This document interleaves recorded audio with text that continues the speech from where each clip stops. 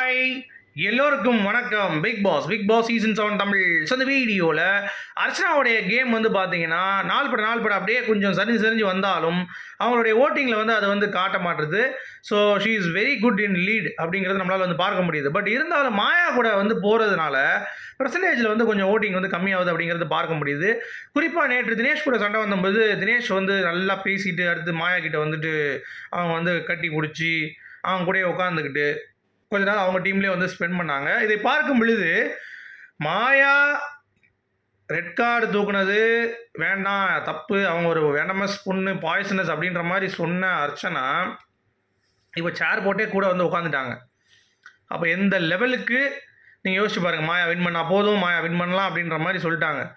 So அந்த லெவலுக்கு mind வந்து பார்த்திங்கன்னா மாறிடுச்சு அவங்களுக்கு. இப்போ கூட அவங்க வந்து மாயா நீங்களே ஓகே அப்படின்ற மாதிரிலாம் வந்து பேச ஆரம்பிச்சிட்டாங்க.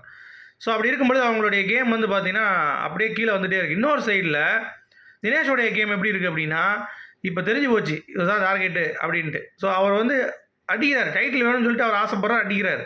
இந்த பிக் பாஸ் வீட்டில் வந்து பார்த்தீங்கன்னா சும்மா இருக்கிறதுக்கு வரல, எல்லாம் கடைசி நேரத்தில் வந்து அப்படியே அமைதியாக உட்காந்துட்டு போகணும் அப்படின்றது வரல, அடிக்க தான் செய்வாங்க. அதுக்கு நீங்கள் பதில் அடிச்சு தான் ஆகணும், இல்லாட்டி ஒன்றும் பண்ண முடியாது. அதுக்கு போய் நீங்கள் வந்து நான் சண்டைக்கே வர மாட்டேன், நான் போகிறேன் வெளியே அப்படின்ற மாதிரி இன்னும் 3 நாள் தான் இருக்குது, 4 நாள் இருக்குன்னு சொல்லவே முடியாது. சரிங்களா? எப்போனாலும் அந்த கணைகளை வந்து நீக்கி தான் அடிச்சு தான் இருப்பாங்க, அடிக்காமல் இருக்க மாட்டாங்க. சரிங்களா? அதெல்லாம் வந்து பண்ணால் கூட இவங்க திருப்பி போய் மாயா கிட்ட போய் உட்காந்துக்கிட்டு ஆறுதல் பண்ணுறது இதெல்லாம் வந்து பார்த்திங்கன்னா கடுப்பாக இருக்குது. அர்ச்சனா நீங்கள் தனியாக கூட போய் உட்காருங்க, தயவு செஞ்சு மாயா கூட போய் சேராதீங்க அப்படிங்கிறது என்னுடைய பாயிண்ட் ஆஃப் வியூ. ஓகேங்களா? அடுத்து தினேஷ் வந்து உள்ளே உட்காந்துட்டு எல்லாருடைய ஸ்ட்ராட்டஜியும் வந்து எக்ஸ்போஸ் பண்ணிட்டு இருந்தார் நைட்டு. அது வந்து பார்த்தீங்கன்னா அர்ச்சனாவுடைய ஸ்ட்ராட்டஜி சுக்குநூறாக வந்து பார்த்தீங்கன்னா உடச்சிட்டார் அப்படிங்கிறது தான். அது மாதிரி விசித்ராவை நான் ஏன் டார்கெட் பண்ணேன் அப்படிங்கிறதையும் வந்து ஓப்பனாக உடச்சிட்டார். சரியா? விசித்ரா வந்து என்ன வந்து முதல்ல பேசிகிட்டு இருந்தாங்க, நான் ஏதாவது ஒரு ஸ்டெப் வைக்கும்போது அவங்க வந்து பிளாக் பண்ணாங்க, ஸோ அதனால் நான் அவளை முடிச்சு விடலாம் அப்படின்ற மாதிரி நினச்சிருந்தேன். பட் அதை நான் கான்சன்ட்ரேட் பண்ணுறப்ப இவங்களுடைய டார்கெட் அப்படிங்கிறது எனக்கு வந்து தெரியவே இல்லை. இவங்களை நான் வந்து கேவலமான பிளேயர் தான் நினச்சிட்டு இருந்தேன். எனக்கு டார்கெட்டாக நான் வைக்கல, ஆக்சுவலாக விசித்ராவை வைக்கல, அர்ச்சனாவை வைக்கல.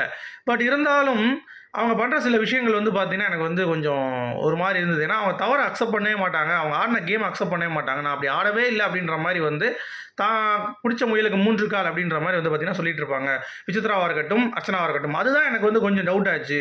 விசித்ரா வந்து எனக்கு கேமே தெரியாத மாதிரி ஆனால் செம்மையாக ஆடுவாங்க, நீங்கள் சைக்காலஜி படித்தது உண்மையாக போய் நானே ஒரு நாள் கேட்டேன் அப்படின்ற மாதிரி விஷ்ணு, கூல் சுரேஷ், அப்புறம் வந்து தினேஷ் எல்லாரும் சேர்ந்து உட்காந்து பேசிகிட்டு இருக்காங்க.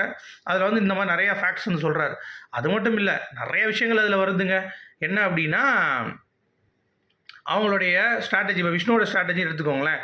வாரத்துக்கு ஒரு முகம், வாரத்துக்கு எங்கே கைத்தட்டல் இருக்கோ அங்கே நான் வருவேன், அங்கே போவேன் அப்படிங்கிறத அவங்க ஓப்பனாக ஒத்துக்கிட்டாங்கல்ல. அந்த மாதிரி உங்களோட ஸ்ட்ராட்டஜி இதுதான் அப்படிங்கிறத நாங்கள் வந்து பாயிண்ட் அவுட் பண்ணும்போது ஏன் நீங்கள் ஒத்துக்க மாட்டீங்க? அப்புறம் நீங்கள் இன்னொருத்தன் எதுக்கு பாயிண்ட் அவுட் பண்ணுறீங்க? அவன் இப்படி ஆடுறான், கேம் ஆடுறது சரியில்லை, நல்லதில்லை அப்படின்னு சொல்கிறீங்க அப்படின்ற வேலையான ஒரு கொஸ்டின் கேட்டார். ஏன்னா அதான உண்மை.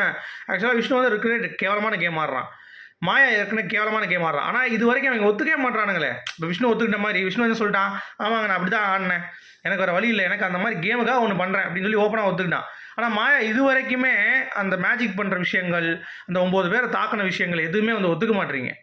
அதே மாதிரி அர்ச்சனாவாக இருக்கட்டும், நான் கரெக்டாக பிளான் பண்ணி வந்திருக்கேன், இந்த மாதிரி விஷயங்கள் வந்து பண்ணிகிட்டு இருக்கேன் அப்படிங்கிறதையும் இது வரைக்கும் வந்து ஒத்துக்கல. நான் வந்து சும்மா கோ த ஃப்ளோ அப்படின்றாங்க, அந்த மாதிரிலாம் கிடையாது. இன்றைக்கி கூட அவங்க தினேஷ் வந்து டார்கெட் பண்ணுறாருன்னு சொன்ன உடனே வேறு லெவலில் ஒரு பிரச்சனை வந்துட்டு இருக்குது அப்படிங்கிறது பார்க்குறாங்க. பார்த்துட்டு நமக்கு இப்போ ஃபஸ்ட்டு சேவர் ஆயிருக்காங்க. நான் ஏற்கனவே எபிசோட் ரிவ்யூ சொன்னேன், தினேஷ் ஆனதுனால ஆஹா ஒருவேளை அவன் கொஞ்சம் ஓட்டு அதிகமாக இருப்பான், ஏன்னா அவங்களுக்கு தெரியாது ஓட்டு இருக்கா இல்லையான்ட்டு. சரியா? அவன் இருப்பானோ அப்படின்ற மாதிரி அவனையும் டார்கெட் பண்ணுறாங்க பாருங்கள். வந்து அப்பப்போ தினேஷ் இருக்கிற இடத்துலேயே வந்து நிற்கிறது. ஏன்னா அதுதான் அவங்களுடைய ஓட்ஸையும் வந்து தூக்கும். நீங்கள் புரிஞ்சு கொள்ள வேண்டியது இதுதான்.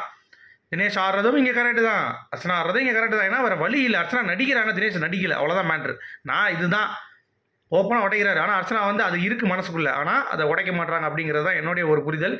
ஸோ நீங்கள் என்ன நினைக்கிறீங்க அப்படிங்கிற கண்டிப்பாக கமெண்ட் செக்ஷன் சொல்லுங்கள். மீண்டும் சந்திப்போம். Good bye.